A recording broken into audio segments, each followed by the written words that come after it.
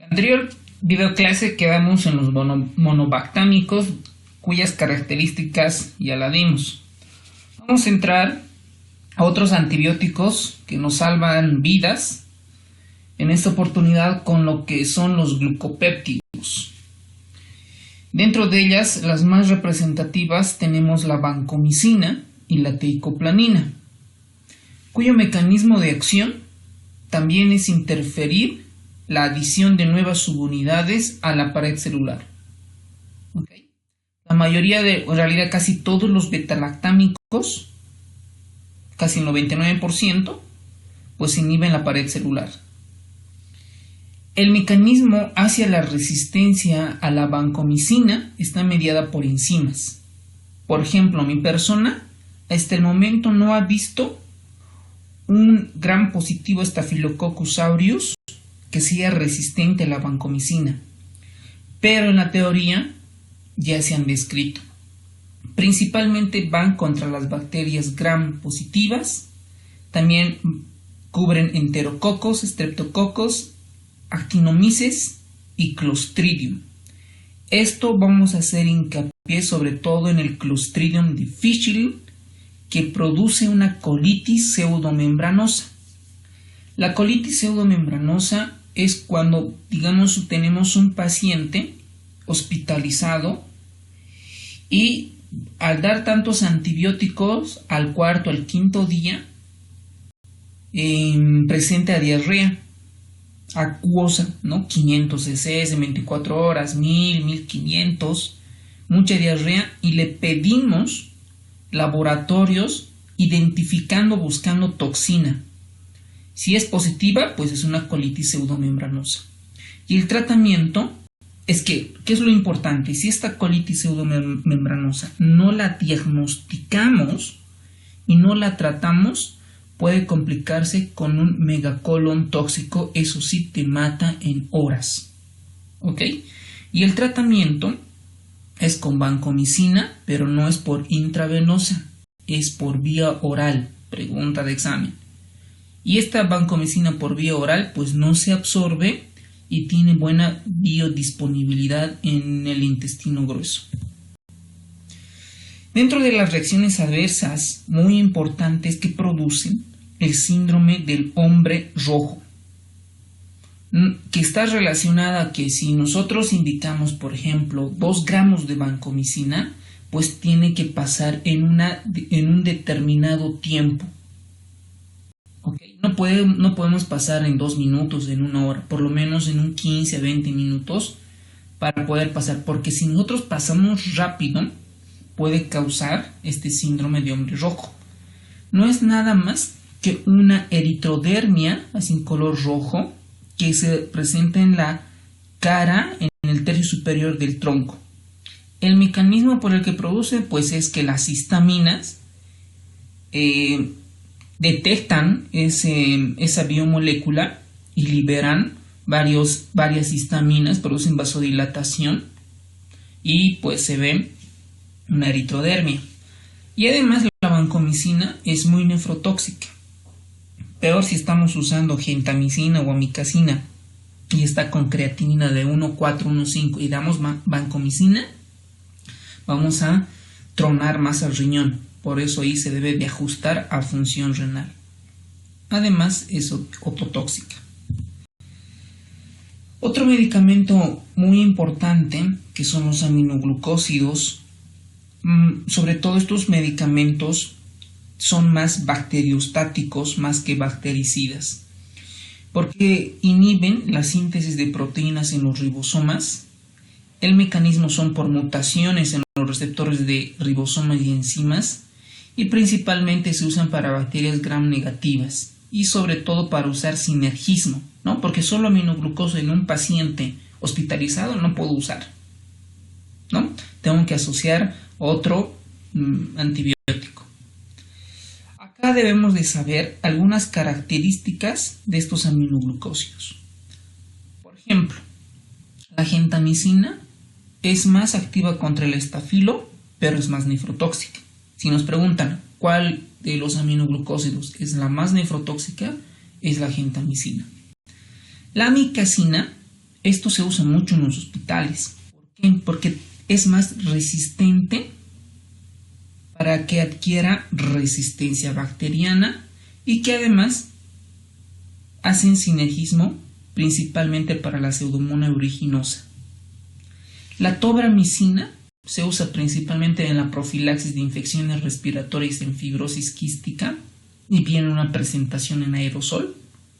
La streptomicina es la más ototóxica. ¿Ok? Es la más ototóxica. La paromicina se usa, por ejemplo, como medicamento por vía oral, sobre todo en la encefalopatía hepática, para evitar la absorción de amoníaco, urea, proteínas y demás. Y también se usa como homicida luminal.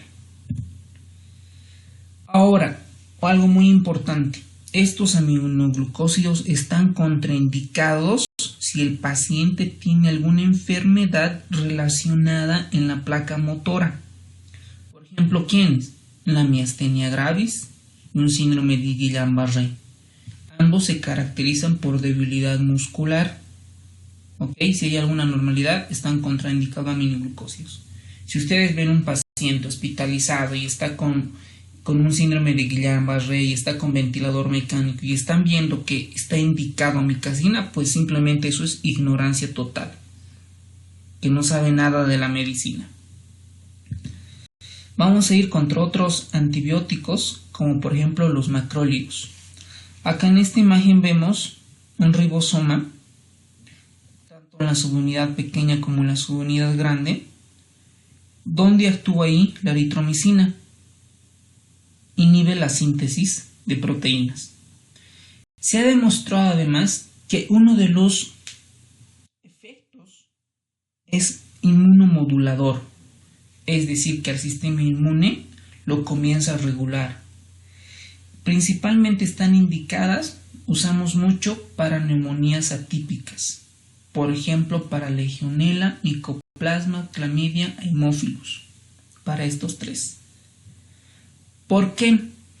Porque si ustedes recuerdan, la legionela, si yo tengo un paciente que viene con fiebre de 39, tos y expectoración, que tiene secreción purulenta, lo más probable es que sea una neumonía, ¿no? Pero si esa neumonía yo le doy, por ejemplo, una cefalosporina, ¿no? Le doy que actúe en la pared celular, o le doy una amoxicilina, o le doy una ceftriaxona, ¿ok? No voy a cubrir a estas bacterias. ¿Por qué? Porque estas bacterias no tienen pared celular, ¿ok?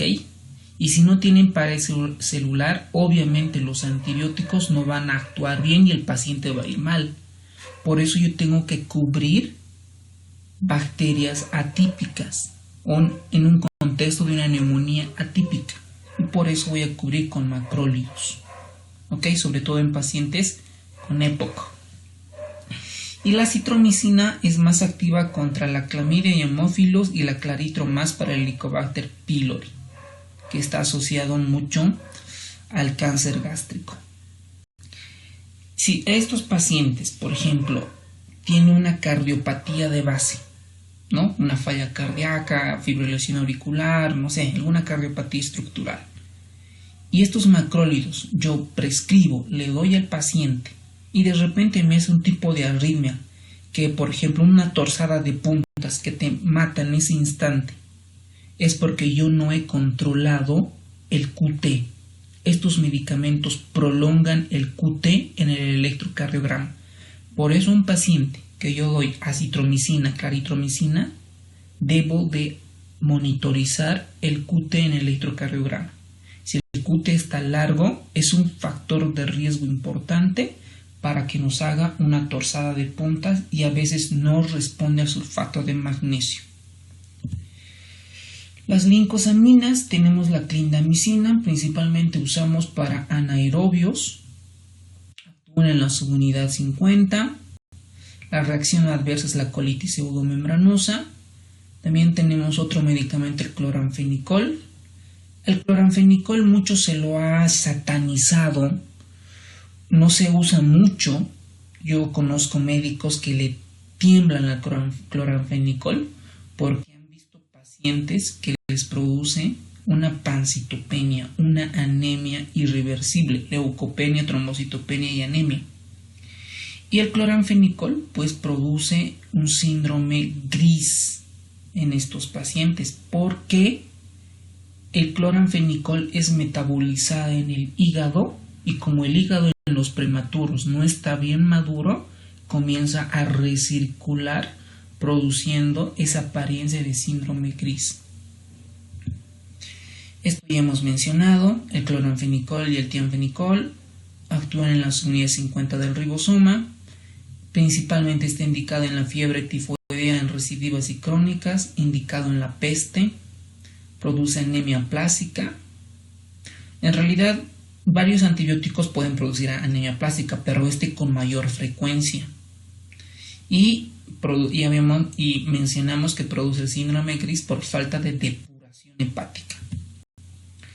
La tetraciclina también actúa en los ribosomas, principalmente en la subunidad 30.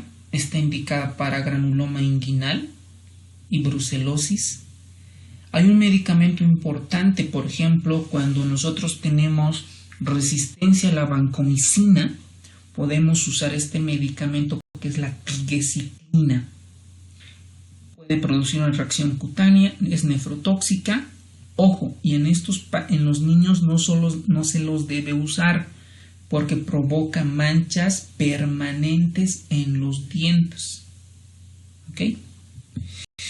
Las sulfamidas inhiben la enzima la dihidroteroatosintetasa en la producción de ácido fólico, que si se la combina con trimetoprim es el cotrimoxazol, no es el cotrimazol. El otro es un antimicótico, este es cotrimoxazol.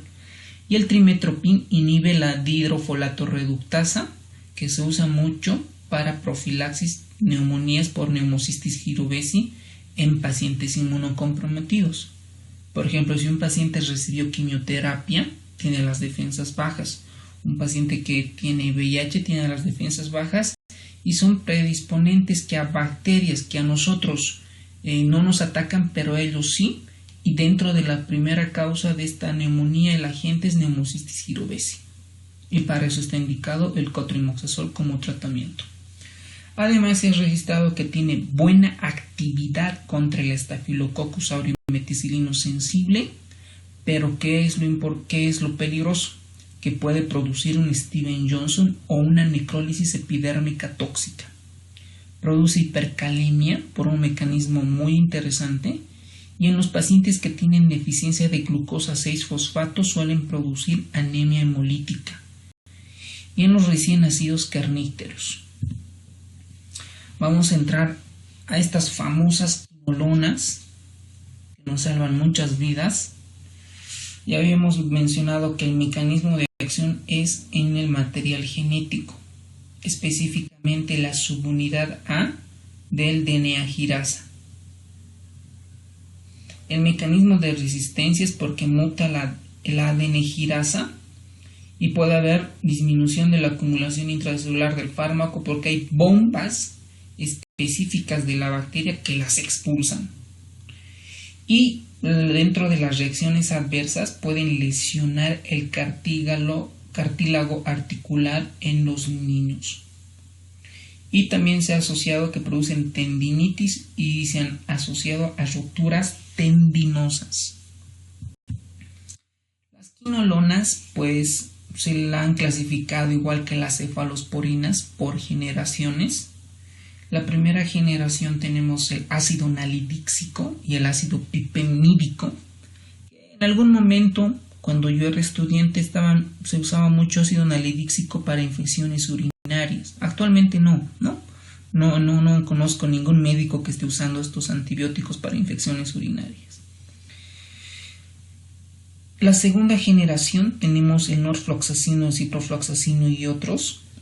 A mí me gusta mucho el ciprofloxacino porque me cubre Pseudomonas aeruginosa, Rickettsia, Mycoplasma y Legionella para neumonías atípicas sobre todo. Y el levofloxacino, que este levofloxacino tiene mayor actividad contra estos además, pero además contra bacterias gram positivas. Y hoy en día, pues muchos médicos están usando moxifloxacino porque aparte de cubrirte bacterias anti-pseudomonas gram negativas positivas, también cubre anaerobios. Es más, estas son muy nefrotóxicas, pero no tanto como los aminoglucósidos. Esta pues tiene menos disminución, es decir, menos nefrotóxica a comparación de estos. Y ahí lo ideal que tiene un efecto postantibiótico que dura 1 a 6 horas. Es decir, que todavía aparte de su biodisponibilidad puede durar unas 6 horas más. Por ejemplo, la levofloxacino puedo dar una vez al día. El metronidazol.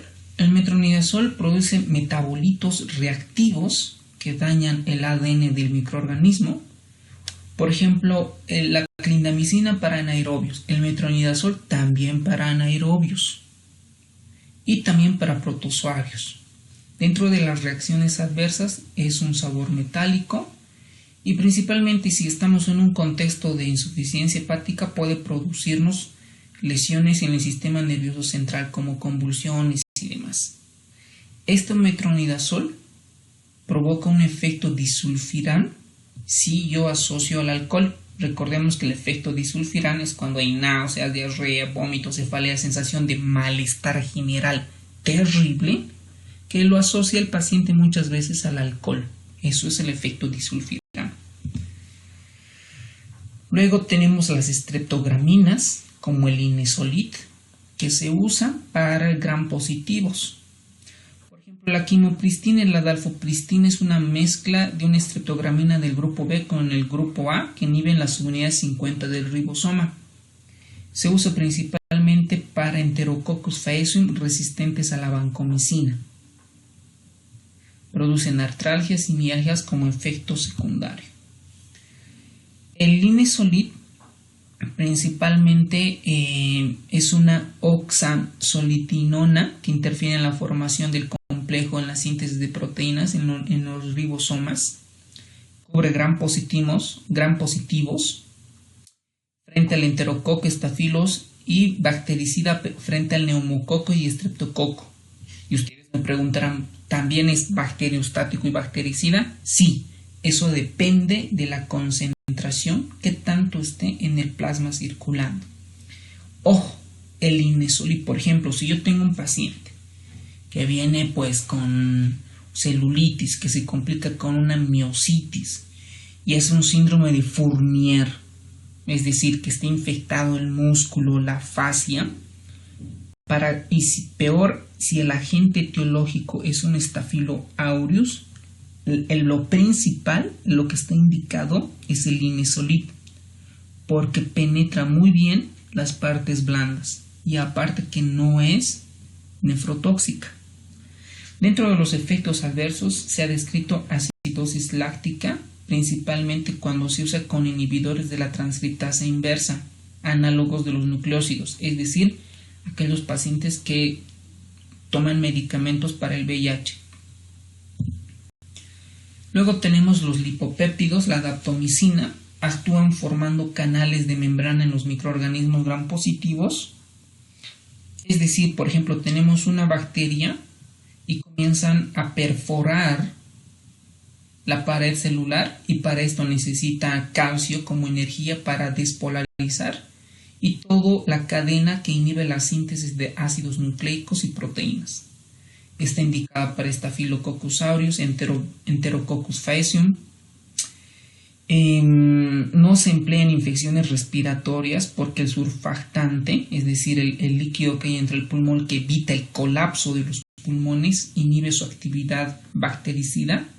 Y estos pacientes debemos de monitorizar la creatinfosfoquinasa porque produce inflamación de los músculos. Y pues el libro de Harrison nos muestra unos esquemas que ya lo hemos ampliado a profundidad.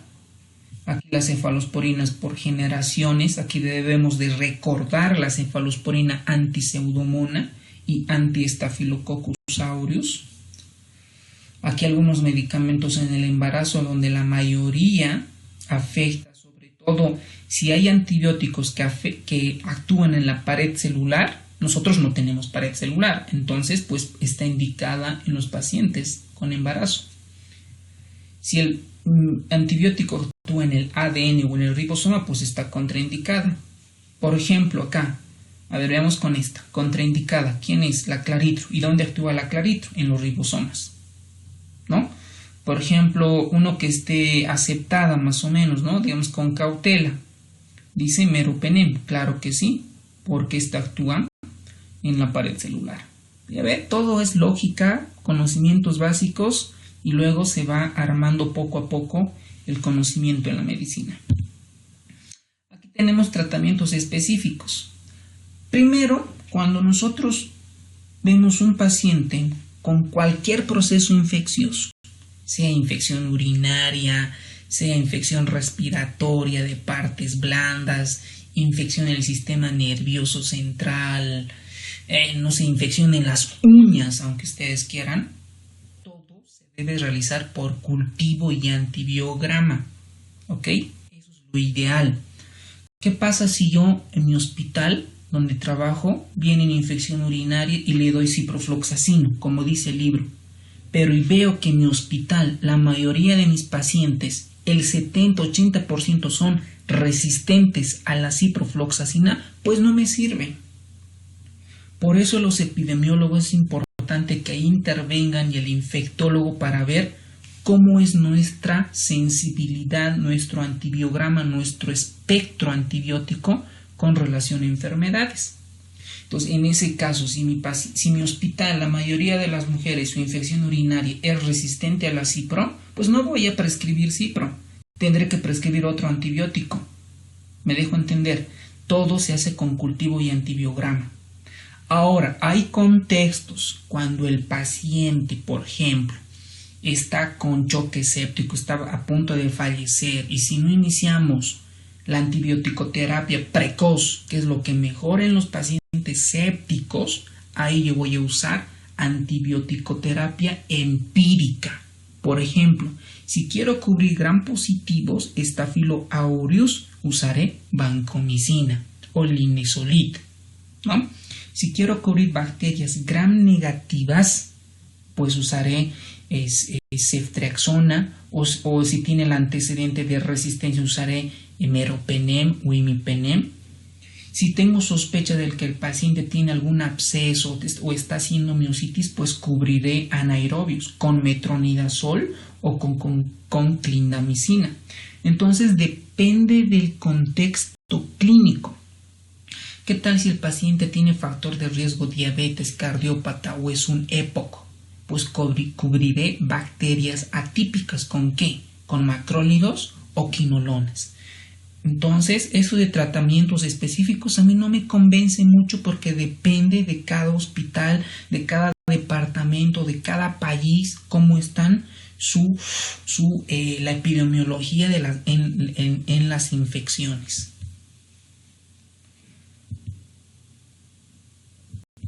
Luego tenemos, por ejemplo, otros acá como reacciones adversas que ya lo mencionamos dentro de los antibióticos, ¿no? Los betalactámicos pues producen reacciones alérgicas, la vancomicina, el síndrome del hombre rojo, los aminoglucósidos nefrotóxicos, y esto profundizamos. Miren acá lo importante, que la nefrotoxicidad es reversible, mientras que la ototoxicidad es irreversible.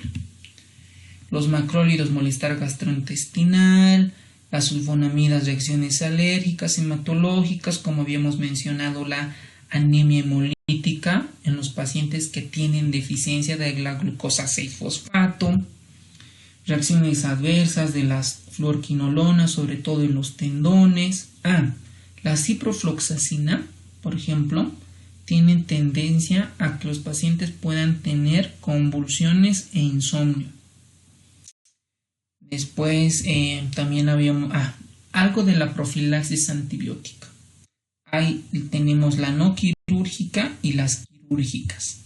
Dentro de la no quirúrgica, sobre todo en un paciente cardiópata estructural para evitar una endocarditis, pues se usan varios antibióticos, ¿no? Por ejemplo, en no quirúrgica, en lesiones cardíacas, la amoxicilina está indicada. Por ejemplo, ¿qué pasa? Yo tengo un paciente cardiópata que tiene una FA, una fibrilación auricular, tiene estenosis mitral por una cardiopatía reumática, y me dice: doctor, la próxima semana voy a ir al odontólogo a hacerme una extracción de diente, ¿no? Voy a hacer una exodoncia. Entonces yo, como médico, y el odontólogo debe de saber que este paciente debe de recibir una profilaxis antibiótica, pues porque si no lo hago mala praxis y el paciente me puede denunciar. Entonces, por eso yo debo de prescribir profilaxis, que ya hay guías descritas para este contexto clínico. Por ejemplo, si yo tengo heridas por mordedura, debo de usar profilácticamente amoxicilina con clavulámico o doxiciclina o mixofloxacina. En la profilaxis antibiótica quirúrgica, nosotros en nuestro medio, nuestros cirujanos usan mucho cefazolina, porque así debe de ser. Y si tienen alguna duda, pregunta, o aporte, pues bienvenido y muchas gracias, y espero que les haya sido útil, aunque sea un poco.